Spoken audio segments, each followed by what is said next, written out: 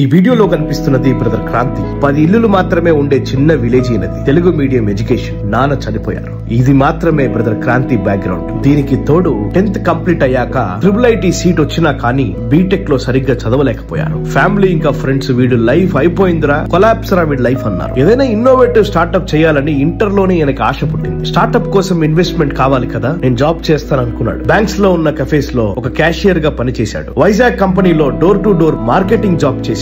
అక్కడ మార్కెటింగ్ గురించి చాలా లెసన్స్ నేర్చుకున్నారు. 25,000 నుంచి 30,000 దాకా తన ఎక్స్పెన్సెస్ కవర్ చేసుకుంటూ ఉన్నాడు. సడన్ గా కోవిడ్ రావడంతో మొత్తం కొలాప్స్. కానీ ఈసారి 6 months ఫోకస్ చేశాడు. 6 lakhs per annum ఉన్న జాబ్ ని తెచ్చుకున్నారు. మెల్లగా గ్రో అవుతూ 10 lakhs per annum గా మారింది. ఈ టైం అంతా మా అమ్మ నాకు రియల్ సపోర్ట్ గా ఉంది అంటున్నారు. జాబ్ ఎందుకు చేస్తున్నా అనే ఆలోచన మాత్రం ఆ స్టార్ట్అప్ కోసమే అని బాగా తెలుసు బ్రదర్ క్రాంతి.